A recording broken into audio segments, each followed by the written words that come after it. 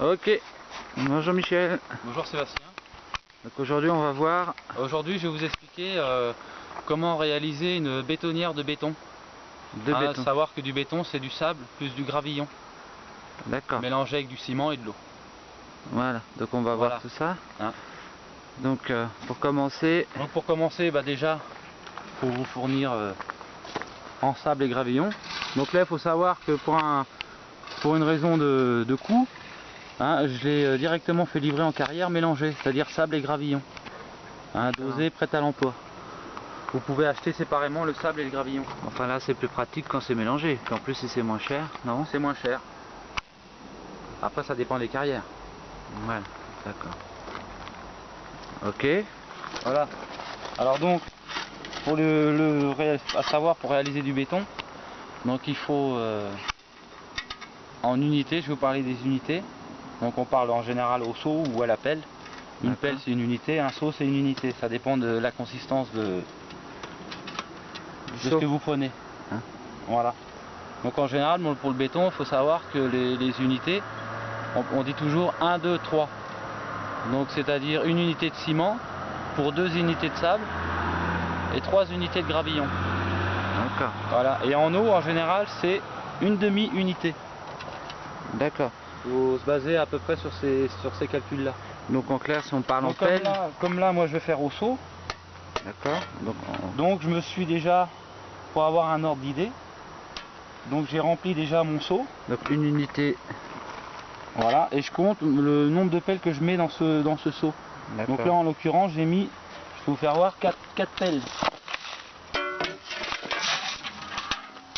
Donc là je mets 4 pelles parce que on va pas s'amuser à mettre le ciment, le sable et le gravillon au seau dans la bétonnière. D'accord, là c'est juste pour montrer. On le mettra à la pelle, donc on calcule à peu près le nombre de pelles qu'on va mettre dedans. Voilà.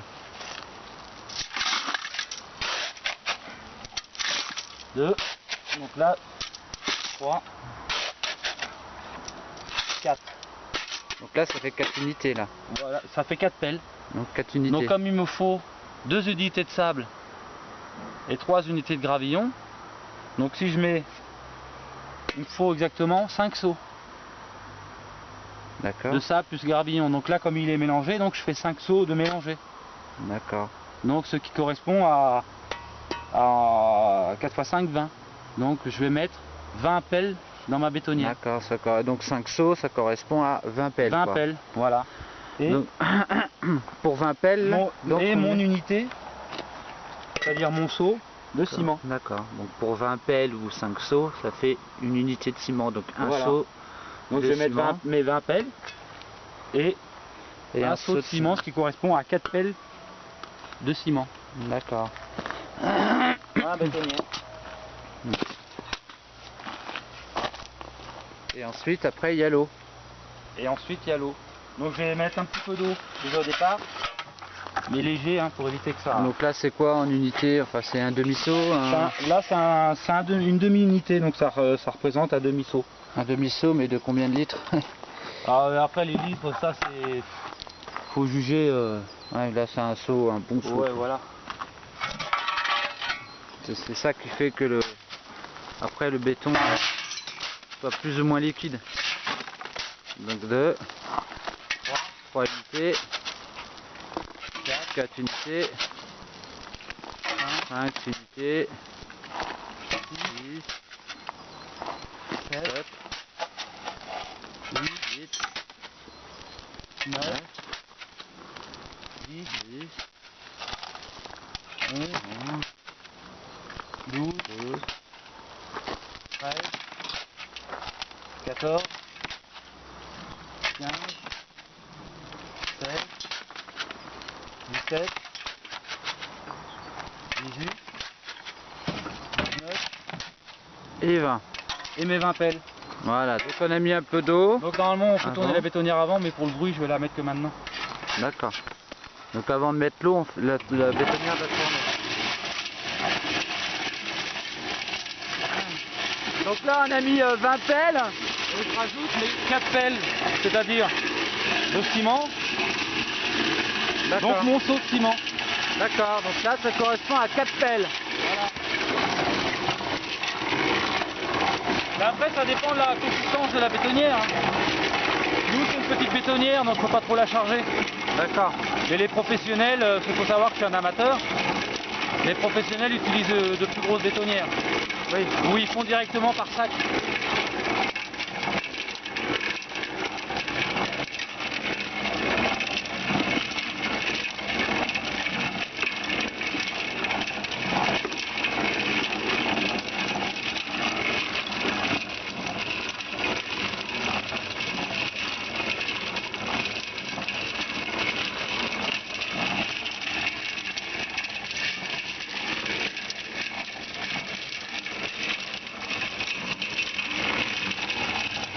Maintenant je vais ajouter mon eau, ma demi-unité d'eau.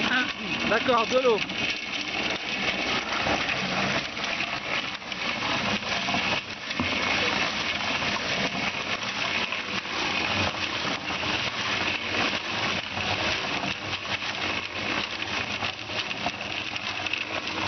Et après on rajoute au jugement suivant comment est mouillé ton sable. D'accord. Parce que le sable peut avoir pris l'eau et peut être plus mouillé que prévu. Donc il se peut que tu aies moins d'eau à mettre dans ta bétonnière. Donc après on jauge, on met de l'eau en fonction de savoir si on veut que ce soit plus ou moins liquide. Voilà, mais il faut savoir qu'il nous faut en principe un béton pas trop liquide. D'accord. Hein, pour éviter les fractures. Donc moyennement liquide. Voilà, éviter qu'il sèche trop vite. S'il est trop liquide et qu'il sèche trop vite, après vous allez avoir des fractures. Donc un béton pas trop liquide. Ouais. Voilà, donc là, moi, ce béton-là, donc il va aller très bien au niveau quantité d'eau, parce que moi, c'est pour faire des plots, là. Par contre, pour tirer une dalle béton, il le faudra sûrement un peu plus liquide. Donc, il faudra rajouter de l'eau. Même là, il est, à mon jugement, même légèrement trop sec. Donc là, je peux y additionner un tout petit peu d'eau. D'accord.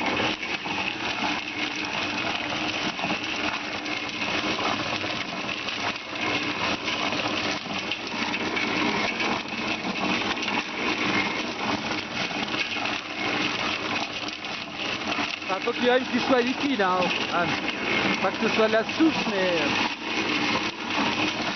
s'il est trop dur non plus, c'est pas bon.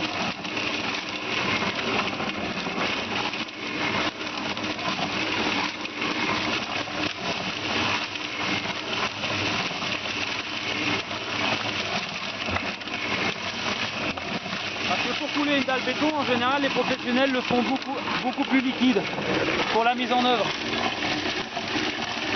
Un béton trop sec, ça pique mal. Pour le tirer à la règle. Et moi, pour l'utilisation que j'en ai, là, pour faire des plots de béton, ça me suffit. Il me le faut justement pas trop liquide.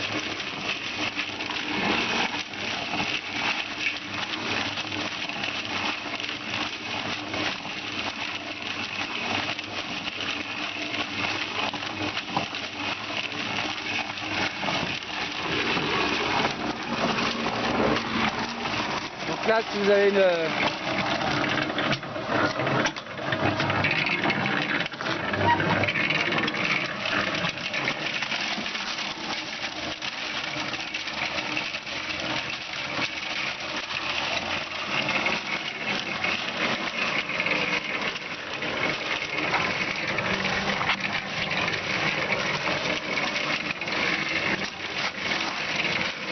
Donc là, j'ai un béton qui est théoriquement bien dosé. Là.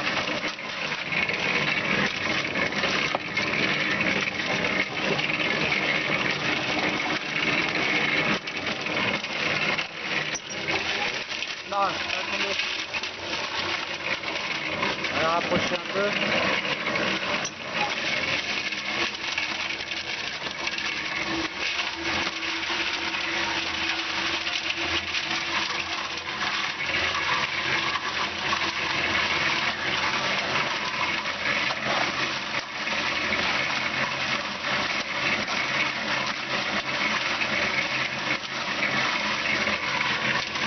Là, il est quand même bien liquide. Hein.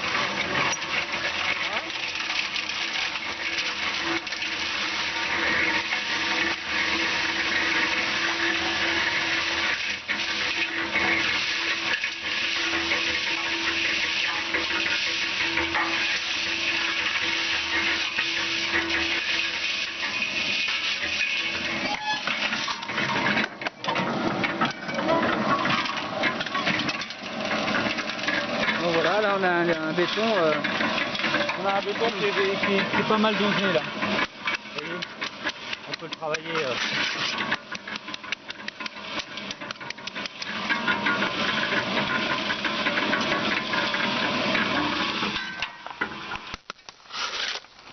Là, au niveau dosage, il est pas mal.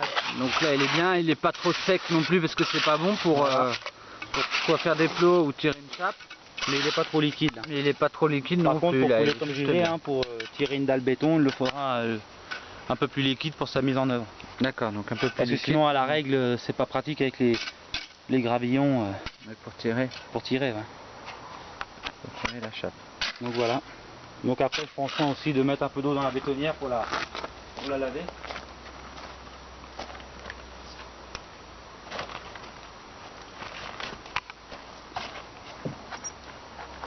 Et donc voilà. Donc